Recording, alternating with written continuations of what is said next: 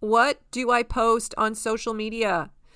If you are one of those farm businesses that feels like you're very willy-nilly about what you post in your social media marketing, then this episode is for you. I want to show you that there should be a strategy behind your content.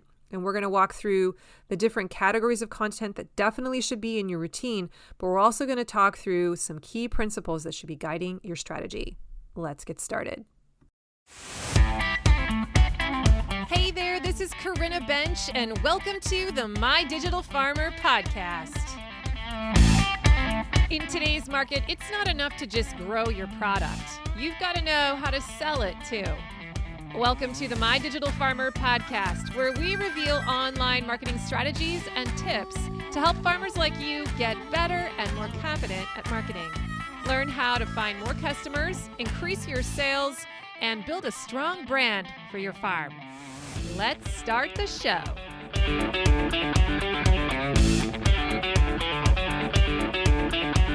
Well, welcome to episode 278 of the My Digital Farmer podcast. I am your host, Corinna Bench, one of the farmers at Shared Legacy Farms out in Elmore, Ohio. I'm also the founder of MyDigitalFarmer.com, which is all about trying to help other farmers like you get more confident in your marketing and sales strategies so that you can grow a profitable business. How's everyone doing today?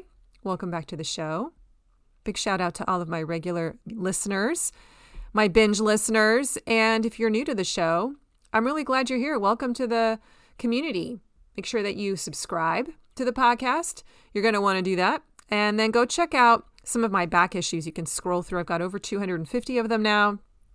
And I'm sure you can find something there that piques your interest. If you're really new to the marketing space, though, and you need kind of a 101 crash course, I recommend that you go listen to the first 10.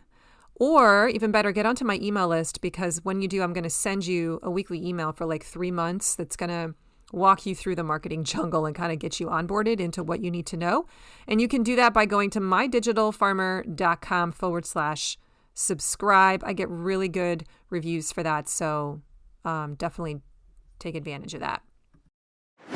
Today's episode is sponsored by my friends at Local Line. Switch to Local Line and grow your farm to new heights this season. Local Line is the most comprehensive sales software built for farmers and food hubs. Its features include e-commerce, automated inventory management, subscriptions, a website builder, point of sale, and more, helping you increase your sales and streamline your processes.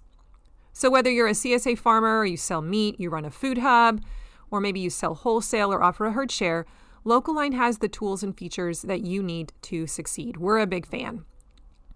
Are you looking to switch to a sales software that does it all?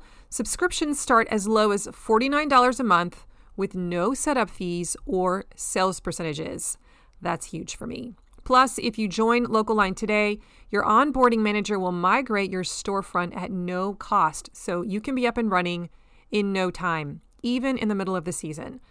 As a bonus, if you are a podcast listener, Local Line is also offering a free premium feature for 1 year with your subscription when you use my coupon code MDF2024. So go to mydigitalfarmer.com/local line and then enter the coupon code MDF2024.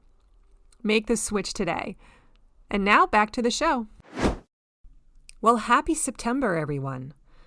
How is it already September? Is anyone else feeling like it just flew by? By the time you listen to this episode, we will be in week 12 of our CSA season. We have an 18-week CSA, so we'll be coming close to the end. In fact, I'm going to start thinking about my early bird renewal signups. I have a whole promotional campaign that I build every fall for that, and it's not that hard anymore. I just kind of rinse and repeat it mostly, but I do have to start thinking about that, give that a good 4 or 5 hours of my time coming up. So that is up on deck.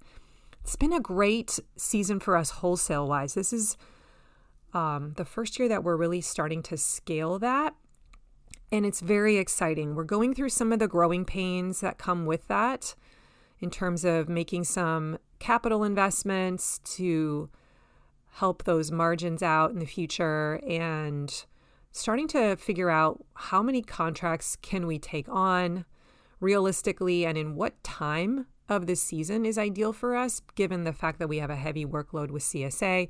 All of that stuff is kind of stuff you figure out just by going through it a few seasons, right? But it's exciting to watch more and more of our farm team kind of shifting and working on some of that as well during the main season and watching the systems build, right? Like in every business, the secret as you mature is to figure out systems.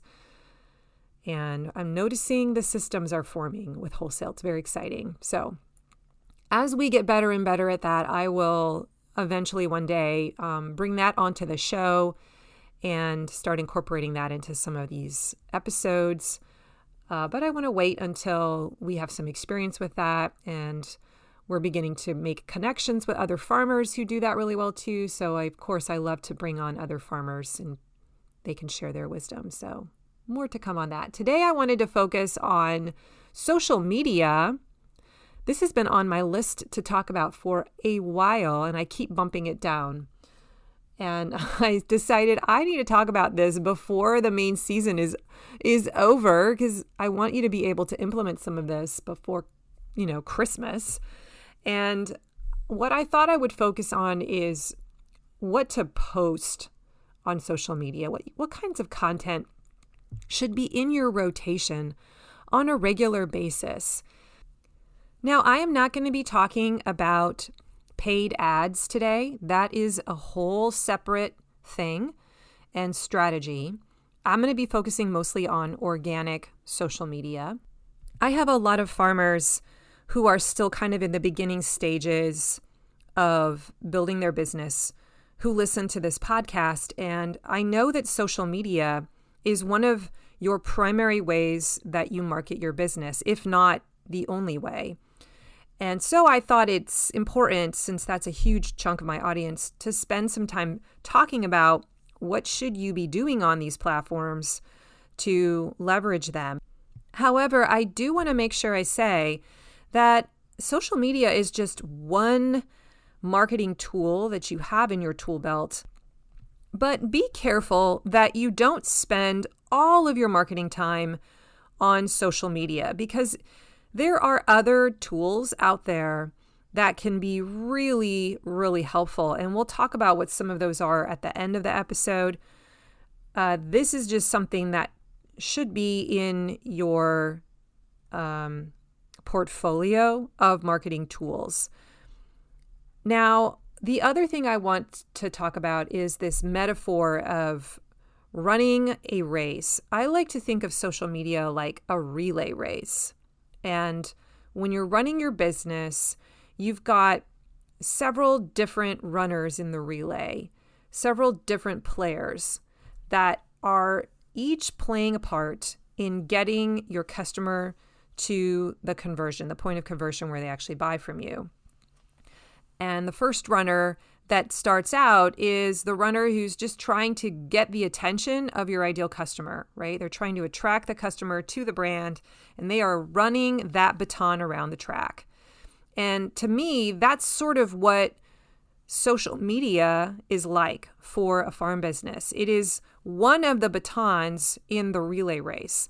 But once you capture the attention of your customer and they're following you and you get them onto your email list, then that baton gets passed on to the next player in your marketing machine, who can then take that customer to the next level and get them to kind of warm up to you. And then eventually they see your first offer and they decide to buy. I don't know if social media's job is to be all four legs of the relay race. I think it's just one baton, and that there are other ones we need to pass the customer on to eventually. So that's my opinion. There may be other people out there who disagree.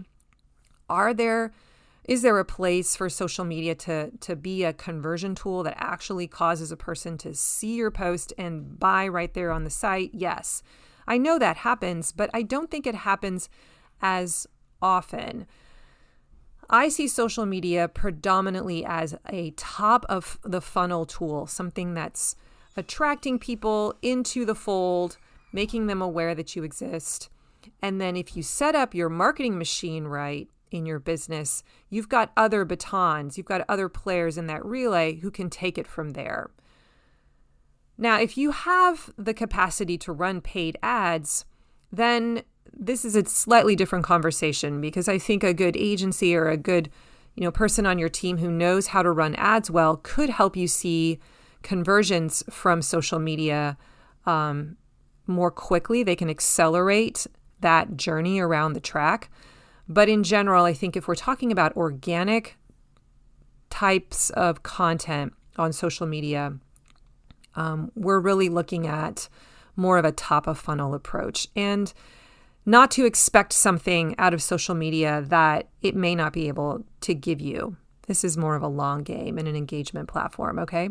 So let's start out with my first tip.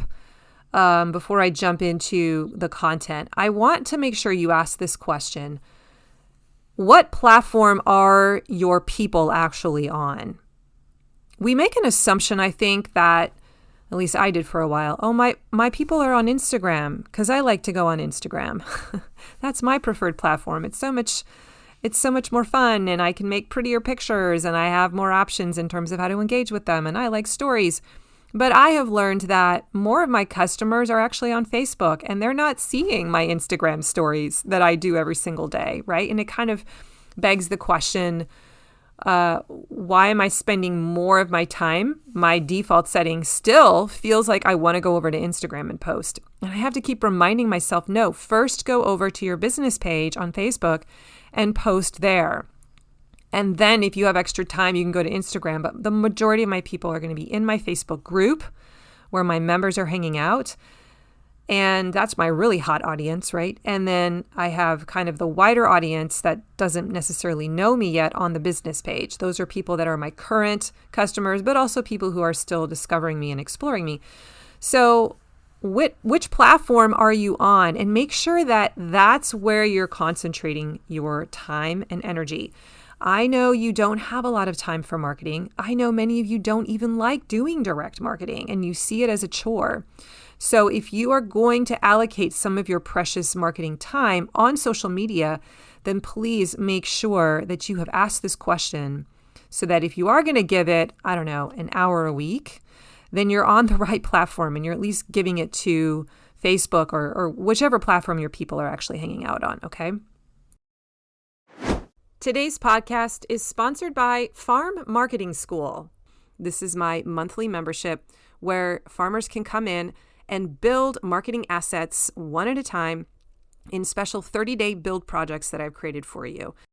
There are currently over 14 different projects inside of Farm Marketing School, including your website homepage, building a promo calendar, building a promotional email challenge, testimonial and reviews, how to build a better offer, your email nurture sequence, your lead magnet.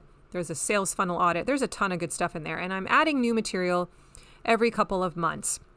Plus, you get a monthly Zoom meetup with the whole group in the middle of the month. And we'll be doing some book studies off in the fall.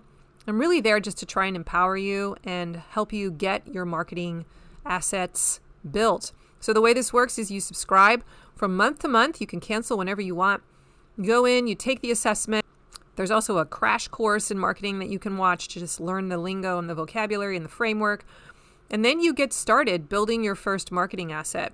Every project includes a hour-long tutorial, a resource folder that gives you lots of templates and examples to help make the process of actually building your own version really fast, and also a project planner to help you time it out and make sure you get everything done. If you want to learn more about how to join Farm Marketing School and try it out, you can go to mydigitalfarmer.com/FMS. This is my new kind of flagship offer, my community that I'm going to really be pouring myself into over the next 6 to 12 months. Really excited about it. So I'd love to interact with you. Join at mydigitalfarmer.com/FMS. And now back to the show. Now, the second kind of principle I want to point out here as we talk through this discussion of content is to know your goal of social media. And to really try to dial in a strategy. Too often in the early years, I would just get onto social media and post things kind of willy-nilly, like, oh, there's a cool picture of something we did today. I'm going to throw it on there. And it was an interesting post, but there wasn't necessarily always a strategy, an overarching strategy behind what I was doing. I was just sort of in the moment, sharing what was going on. And I'm not saying that's bad. Okay, if you're doing that, please hear me. I'm not saying that's bad. I certainly still do that. Like, I sometimes love sharing my story of what's going on the farm, and I feel inspired, like, oh, this is really cool. I want to tell my people. I want to make sure they have a chance to see this, and I'll snap the photo or I'll do the video and I'll share it. But in addition to that, I do have an overarching strategy. Like, I do kind of know, what does this platform need to do for Shared Legacy Farms, the business? What is its role in the marketing machine? And am I making sure that what I'm posting is doing that at some point every week too? Okay. So I really approach social media as a strategy first, and then as a fun place to go and hang out, engage with people. And I want to make sure that you think about it that way too. This means that you're asking the question, what am I actually trying to achieve for my business with the stuff that I'm putting on here? If you haven't asked that question, I'm going to give you some possible answers. And all 5 of these may be things you're trying to do, but some of them I think rise to the top. And depending on what level of business you are, and so by that I mean what stage are you in your business development?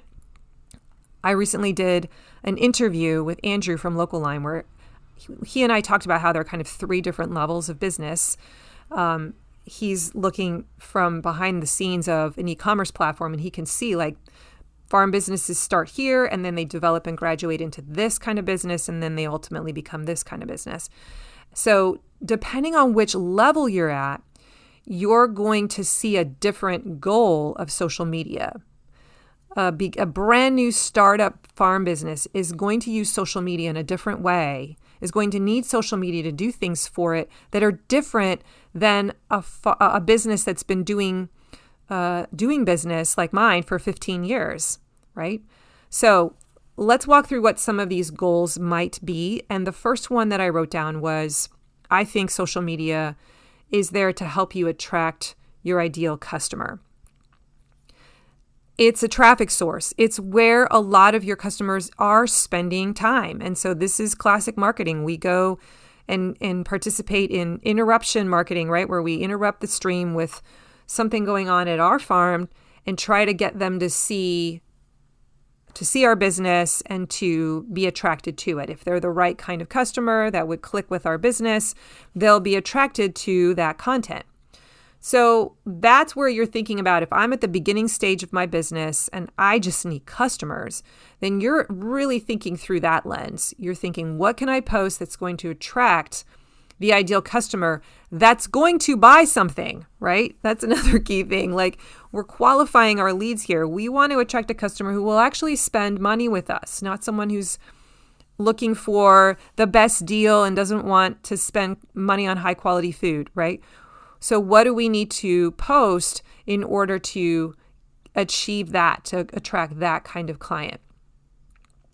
Your content also has to speak to that ideal customer's desire, or maybe they have a problem that your particular product solves for them.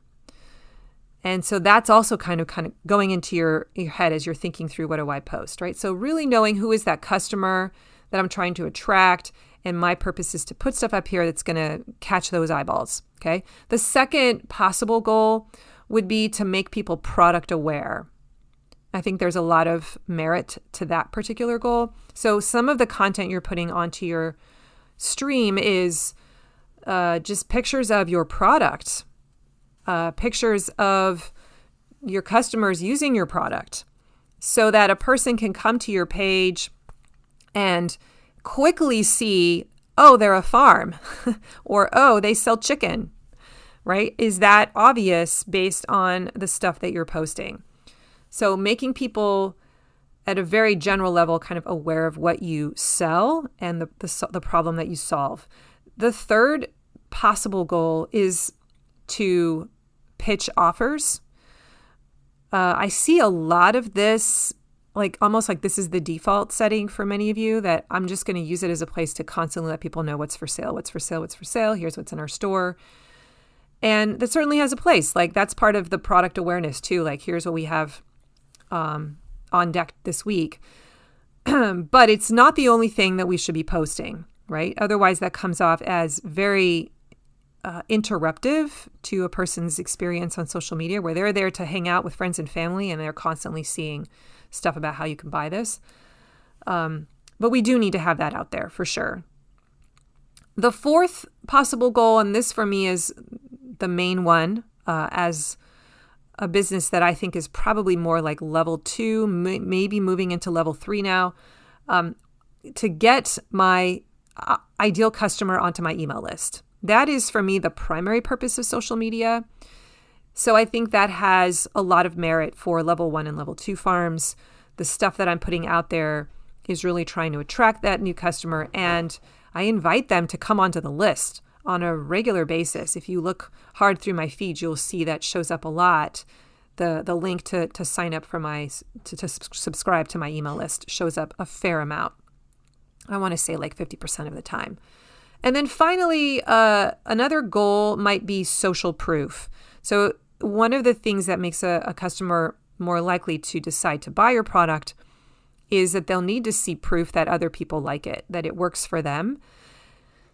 Almost like a herd mentality, right? Like if we see a whole bunch of people doing something, then we want to join in on the fun. We want to get on the bandwagon. And so this is the nature of social media. It's designed to do that well for us because it encourages people to like things, to give emojis, to share comments and engage. So if you are able to show through your content that a lot of people are engaging with you, then that statistic is anecdotally going to help a potential new client say, wow, there's a lot of people that follow this business. They must be a thing. Or, wow, look at all those people commenting. I didn't realize they had such a following. They must be really popular. There must be something to them, right? So I think that social media can function as a social proof agent for us. And that may be worth its weight in gold. That may be the reason why we want to keep focusing some energy and time on it, because it helps pump that engine along. Okay. But in general, in my opinion, I think the primary benefit of social media for at least a level 1 or level 2 business is still the top of the funnel. It's that attracting your ideal customer, getting into the right traffic source, getting the right eyeballs on your stuff, and getting people onto your email list. That's the primary baton that this tool, social media, serves for your business. Can it close deals? Can it make conversions? Yes, it can. It can be that baton as well. But I think that most farm businesses will find that it doesn't do that as well as it does attracting a client and getting people onto your list. Your email list or your text SMS list is a primary way for you to actually close the deal and get people to buy on a weekly basis when you can get into their inbox or onto their phone. So just be aware of what social media's abilities are, what you can expect from it, and what maybe might be too big of an ask. Okay, something to think about.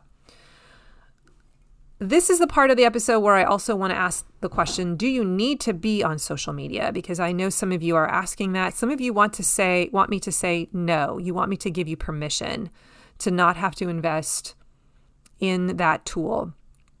And so I'm going to take my little stab at this, and I'll probably get emails about this. But I'm going to say, if you are brand new in business, like you're trying to start a farm business, I think you do need to be on social media. And the only reason I say that is because I think it's a business accelerator if you know what you're doing. Because so many people are on Facebook or Instagram, it's unfortunately where a lot of people are spending their free time. I don't know, this is just an aside, but it just makes me sad when I walk around or I go out to dinner and I see like couples looking at their phones while they're sitting and eating dinner together and they're not even talking to each other, or just the way that families hanging out. They're hanging out together on their devices. It's just really interesting. My son was telling me that there's a law now in Ohio which is banning the use of phones in the classroom. So they aren't allowed to have their phones at all in school. And he's like, Mom, it's the weirdest thing. People are actually talking to each other now, like between classes and after, when we're sitting there waiting for the bell to ring, we're actually all talking to each other. Anyway, that's just a random aside. But I think so many people are on social media that it is kind of an ideal place to go and attract and find your customer. So that's kind of why I feel like if you're a brand new business, you probably should be on social media, because you'll grow and accelerate your list growth a whole lot faster. Now, that being said, I'm not sure the ROI for organic social media is super great. I think there are probably other ways to grow that have a higher return on investment.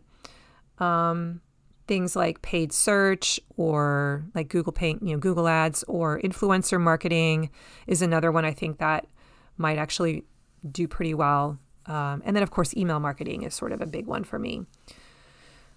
Sadly, I see a lot of farmers spending like 90% of their marketing time on social media, on organic social media.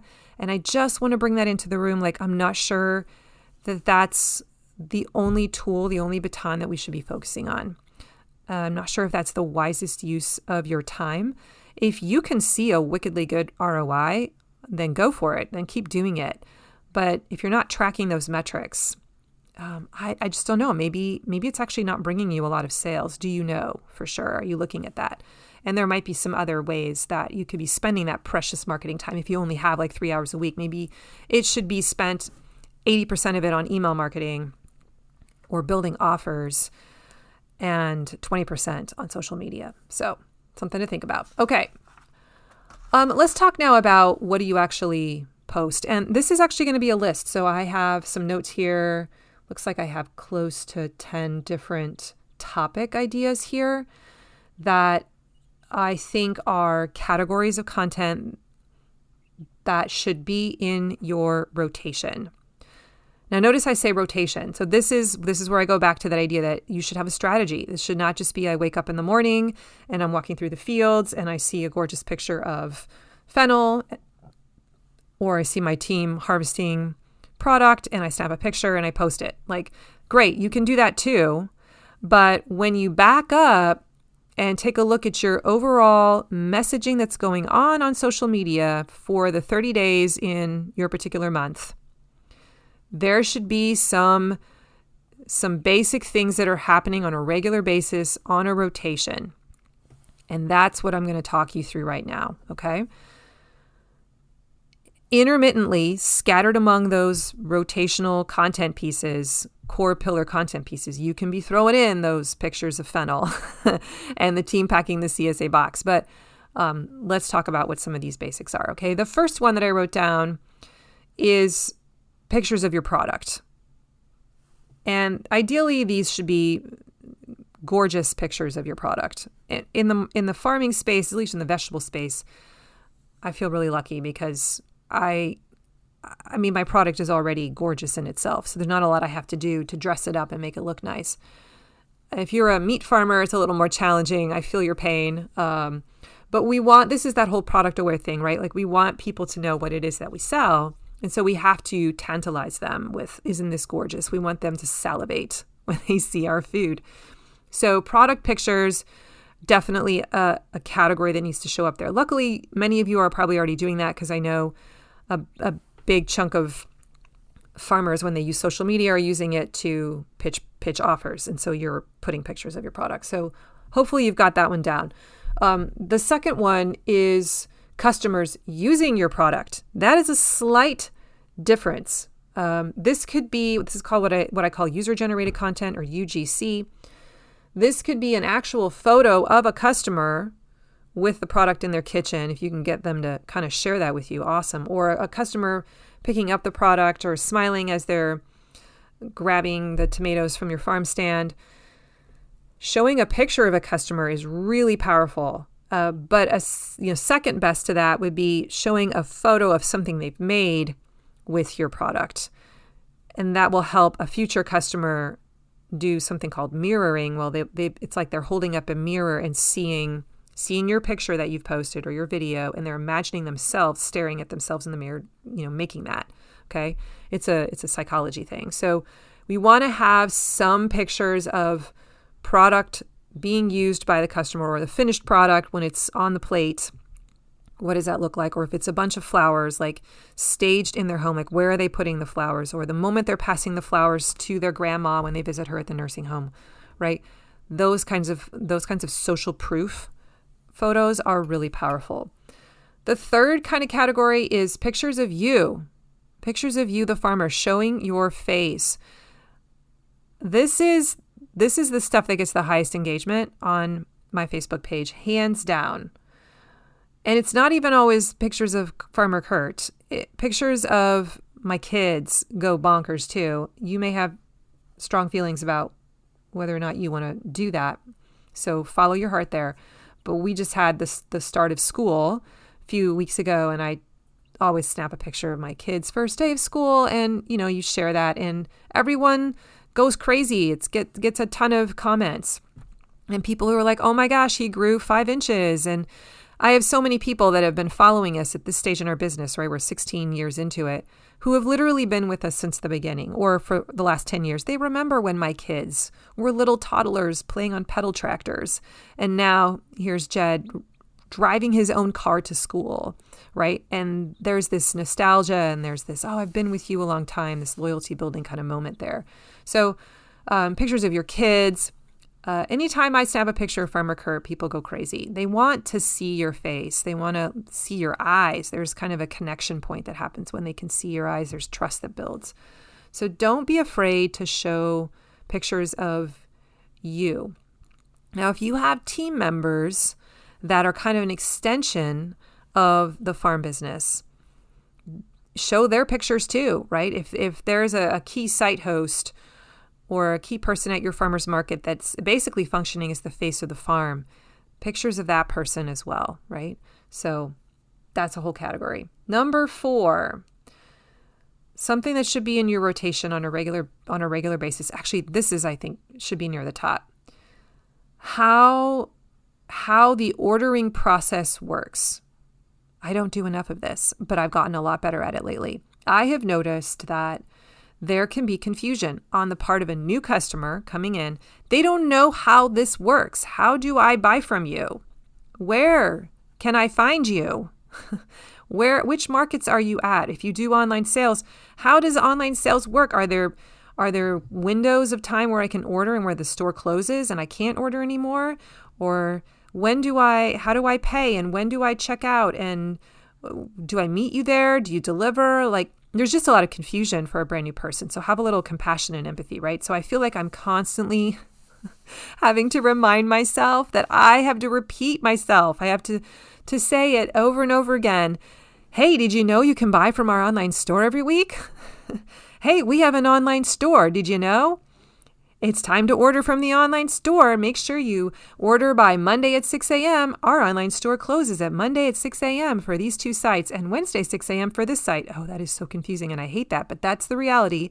And I have to say that over and over and over again, because every week I have new people discovering my Facebook channel, new people who are discovering my farm, and I cannot assume that they know that information. So this is stuff you've got to have in the rotation over and over again. You can literally copy and paste the same copy, maybe switch out the picture, but maybe you don't even switch out the picture, okay? But this is stuff that's got to be in there. It's easy to fall into this trap and think, oh, all of these people that are on my page, They saw this post yesterday already. I don't want to say it again because they're going to get bored. I just said that 2 days ago. And my friends, I want to remind you that like the organic feed is like 2% of your people, 2 to 3%, maybe it's a little higher now, are actually seeing the stuff organically in their feed that you post. That's a really small amount. It's like under 5%. Okay. So the average generic follower of your page is not seeing every post that you put there unless they take the time to go to your page and see everything that you put there. And that's important to remember. So get over this fear that, oh, I can't keep posting the same information over and over again because I don't want to tire out my customer. I just said that the other day. Yes, you did just say that the other day, but the likelihood that that person saw it is very slim. You can repeat yourself, and you're always having new people come into the funnel. So you've got to keep telling them the same stuff. Okay. You're going to be repeating yourself. That is what good marketers do. Okay. The next category is question posts. And this is more for the purpose of engagement.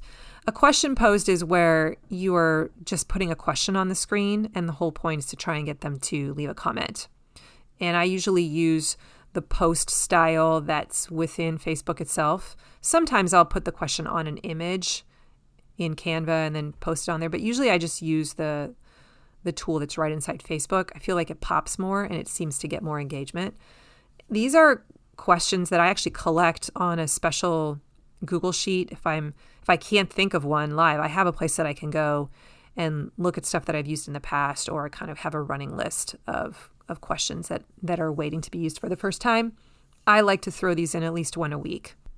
The next category is FAQs, frequently asked questions. This is very similar to the one I said before about how does the buying process work? How can people buy your stuff? What is your short list of FAQs? And you've got to be repeating these over and over and over again. So if you've got 3 or if you've got 5, then just schedule them so that they're once a week, they're getting answered. For us, the frequently asked questions off the top of my head are you organic? Where are your pickup sites? When are your pickup sites? How does the online store work? I think those are the big ones that I answer over and over again. Okay, so for you, it's going to be different, and just know what they are and just keep bringing them up. The next category is testimonials. I talked about this earlier. Social proof's important. It's one of the things that makes a person decide to take action and move a little bit closer in the customer journey with you. In many cases, it's the last thing that people need to see before they're ready to spend money with you for the first time. So we want to have those periodically in our social media feed. I think the best place for testimonials to live is also in our email marketing as well. That's actually when a person is a little bit warmer and they're kind of more ready to buy something. And I think that's where the social proof content really is powerful, but we can definitely have it inside of our social media. This could be pictures of customers using your product. It could be a picture of something that they've made with their product and you can reference that customer. It could be a screenshot of an actual review that someone left for you. All different options. Okay, the next one is a big one for me. This is the lead magnet. This is the moment 2 or 3 times a week where I am inviting people on social media to get onto my email list. Because I have a pretty amazing email marketing machine behind the scenes that will take that person and groom them, warm them up, and make them ready to buy. And that sort of happens on autopilot. So I want to pass the baton on to that runner, right? So I have lots of different ways that I get people on my list. I have outright lead magnets that are like PDF guides or training videos that I have created. And the only way you can get them is if you give me your email address. And I do periodically publish those. I have like a canning guide, for instance, a canning equipment checklist that I put out this time of year because I know a lot of people are canning or they're thinking about learning how to can. And that also tells me that here's a person who might buy bulk produce from me, right? So I'll give them those offers when they come around. So that's just an example of a very specific kind of lead magnet. But I also have a very generic call to action where I say, hey, if you want to know what we're going to have available in our online store from week to week, get on my produce availability list. And here's the link. Okay. That doesn't have anything fancy. That one does really, really well for me. It's actually the one that is doing the best right now, that in the A to Z vegetable storage guide that lives on my website. So I have two different kinds of lead magnets, but either way, you've got to be making people aware of how they can get on your list. And these are simple and easy to stick onto your schedule. You just copy and paste them, the same stuff you posted the month before, and you just stick them into the slots when you schedule them so that they're happening several times a week. I aim for 3 times a week, but if you do it even more than that, test it out and see how it does. Okay, I have a couple more. The next one is inspirational content. And this is one that I didn't used to use, but I have since discovered its power. I have noticed that people want to be inspired. They want to feel good. They want someone to remind them of their possibility. And I like to follow people that are larger than life and that remind me that I'm powerful and that speak a word of wisdom and hope into my heart. Are you like that too? And so I want to challenge you to think about, what if you could be that sort of catalyst for someone? What if you could be that kind of a messenger? And if that was part of what you gave people on social media, was your wisdom, your story of, I'm following my heart. I can do hard things. The simple life, right? All these lessons that you have to share, but speak them with a word of inspiration and invite them to take your lesson and become that as well, that they have it within them. They have the power within them to become this thing too. I'm thinking of my friend Lindsay Beal and Wildroot Flowers Company, and so many of her posts are inspirational posts. And there's a reason why she's got, tens of thousands of followers, because I want to be like her, right? I want to think like her. I want to be that version of her in my own life. And so when we can speak like that and we can speak to people's hearts, I think that can do a lot to grow your audience and your customer base, because they ultimately aren't just buying your product, right? They're buying the transformation that you are for them. And so show them that light. And then my final topic idea is somewhat similar to that, but it's a little bit different, a little bit nuanced. I wrote down secret knowledge, secret wisdom, or lost secret knowledge. And I don't think this is something that every business would be able to use as a category, but as farmers, this is something that we have that is special. We have this lost knowledge that many people in our culture have forgotten. It's things like how to bake a great loaf of sourdough, how to grill something besides hamburger meat and make it taste amazing, how to heal people with herbs, how to can food, how to ferment cabbage, how to do a lot of these homesteading types of things. And they're attracted to us because we know this information. We are practicing these lost character skills that the modern world hasn't valued. And I think there's a realization among people now that, hey, those things are important.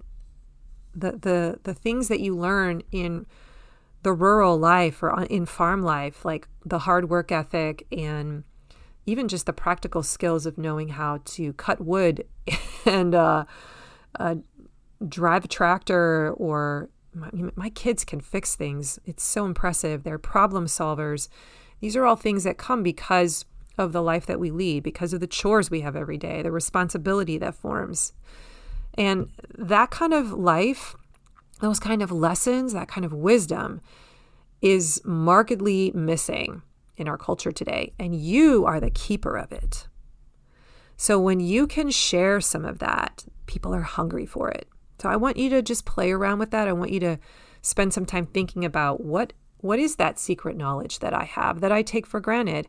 What are those things that people are impressed by that I seem to know, or maybe the qualities that I seem to possess, or that my kids possess? And is there a way that you can talk more about that or share what is it that you're doing in your life to create those character values in your family and in yourself?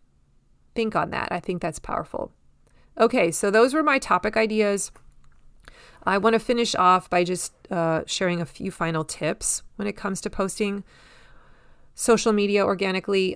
Pay attention to the cadence. So I think you should be posting every single day. You'll notice that if you post more often, it does seem to help out in general in your sales funnel. I've heard that over and over again from farmers. But there is a happy medium. Like, you don't need to be going crazy. So when the season is hot and heavy, there are times when I might post twice a day on Facebook. But typically it's once a day, and in the off season, it might be more like 3 times a week. It's not as often when I don't have anything to sell. I am definitely on the scheduling bandwagon now. Like, I used to do it all like in real time, but I now take one day a week where I go into Meta Business Suite and I spend about 30 minutes. And I'm using photos from the week before, but also photos from my Google Drive that I've organized. And I'm just scheduling stuff into the feed based on some of these categories that I've shared with you.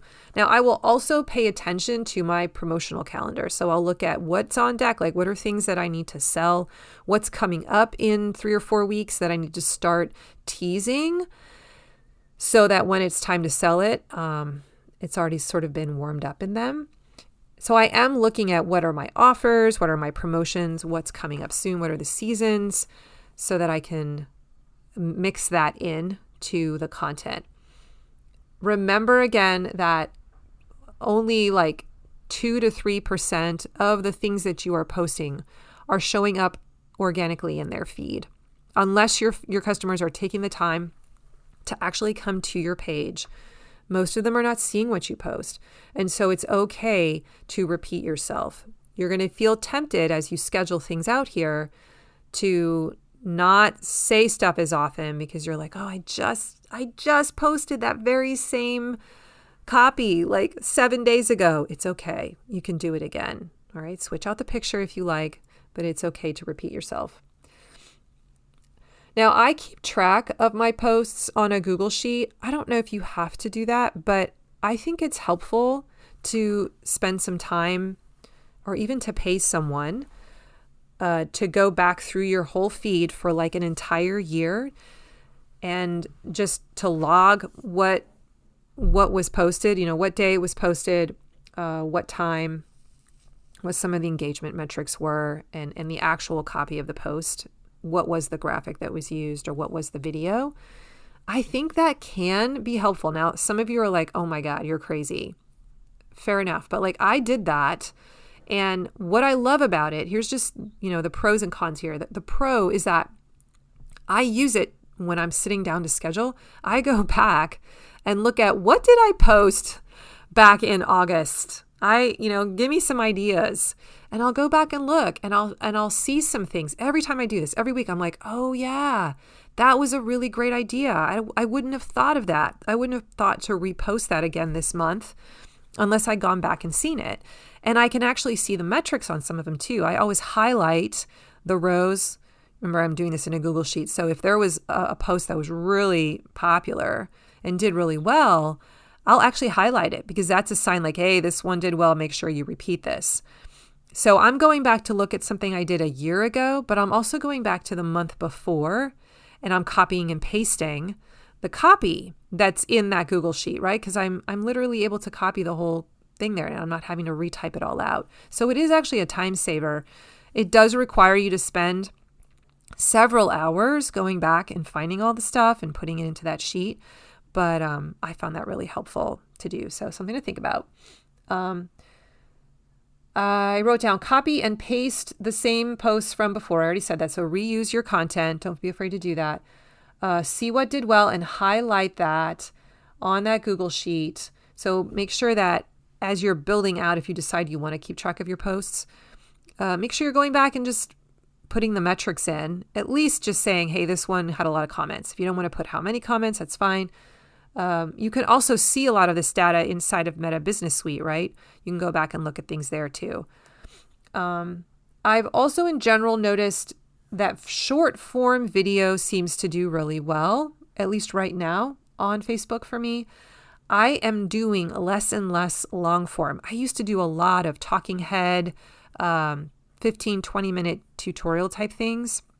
And I don't do that as much anymore because I feel like the intention for a customer, they're not coming to social media with the intention to watch a 15-minute training video. Now, when a person decides to go to YouTube, they have a completely different intention, right? I go to YouTube with the intention of learning something, just like I go to my podcast player with the intention of learning something. And so I'm willing to sit down and listen to long form content or watch a longer form content there to learn something. But in social media, I'm scrolling through just to kind of see what's going on. I'm not going to pause and watch a 10 to 15 minute demo video. I'm just not.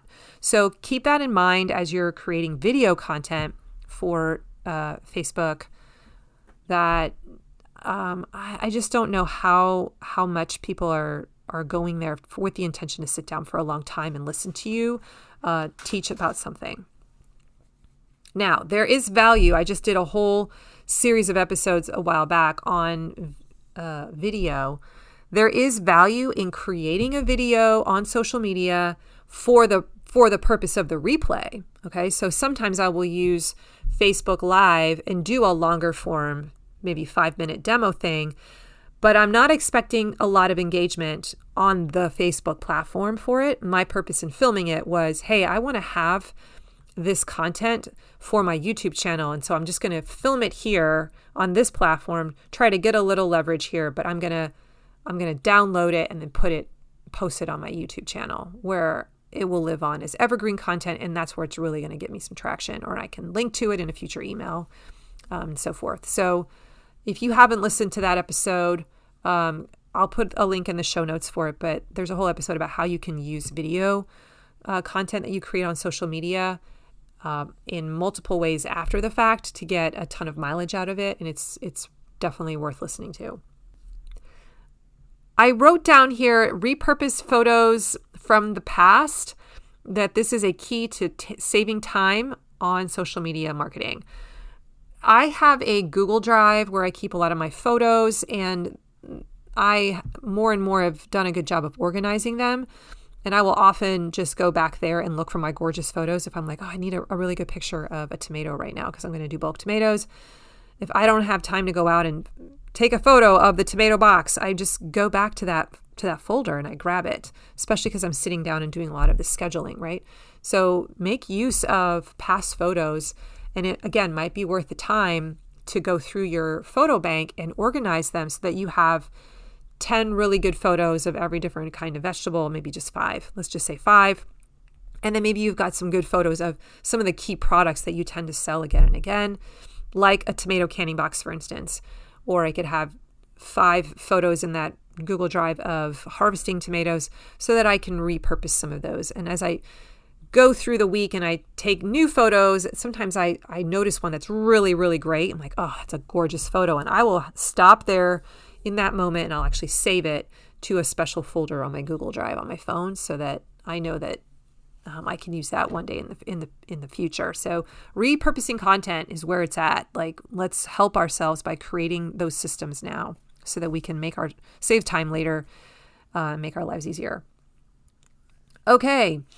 That's all I got. So I have a resource to help you. I have a list of social media post ideas. This is like 5 or 6 pages. It's a PDF and it's a ton of different categories of content. Some of them I've mentioned here, but there's some additional ones This is a really great resource. It's very popular with farmers, and you can get that by going to mydigitalfarmer.com/social. Just print it out and have it next to you when you sit down and do some of your scheduling. It'll just unlock you. It'll remind you, oh yeah, I have those kinds of things that I can do as content. This is going to be an entire project, 30-day project build inside of Farm Marketing School. I have not built it yet as of the time of this recording, but it is on deck to be created. Probably in the month of November is when I'm going to release it inside of Farm Marketing School. It'll either be October or November. I may even release it live so that we go through it together as a community live. And for those 30 days, if you want, and you're in Farm Marketing School, we can make that our project that we focus on together live, or you can just be in Farm Marketing School and do your own, choose another project and follow that on your own. But I think I'm probably going to run it as a live project build, and then it'll eventually live on forever in that platform. But just know that this is something that will be going into Farm Marketing School here in the winter time. And we'll learn the strategy, we'll practice building the strategy in for our own unique business. Over the course of 30 days, you will actually schedule the posts for your month. You'll plan what they are, you'll schedule them, and you'll learn how to track them. So that will be a really cool project coming up. It's one that frankly has been missing. I just feel like it's something I probably should have built a long time ago, because it's a lot of times where farmers want to start when they think about marketing. They immediately default to, I should be social media marketing. And so it's a project that I really should have in there. I want to just remind you again, though, that although social media is a baton in the race, it is not the only one, and I'm not even sure it's the main one. I'm not sure it's the one that closes the deal. So it does you no good to post all over social media, my friends, if you don't have a system behind it to carry the baton to the next runner. Okay. And that's why I'm so passionate about helping farmers build a system, why I built Farm Marketing School, because I want you to build the machine. Remember, this is a race, and I want you to build each of the batons in the race. I want you to have a runner that you can pass that baton to. Social media is at the beginning of the race, but we also want to build the system behind social media. So when someone gets onto your email list, then what happens, right? What's the process that you can pass that baton onto your email sequence, or maybe it's your text messaging or your ascension ladder? Like, how are you moving people deeper and deeper into your sales funnel so they turn into a super buyer?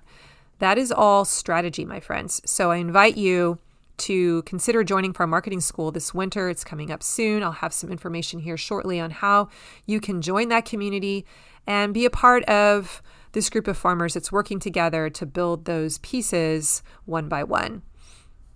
All right, that's all I got today. If you want the show notes, you can go to mydigitalfarmer.com/278. If you like today's episode, please leave me a review or tell your farmer friends about it in a Facebook group, on a listserv. Help me get the word out that the podcast exists. It really does help the show out a ton. And don't forget, I have some free stuff to send your way if you want to get on my email list. I'm going to send you an email every single week for like 3 months.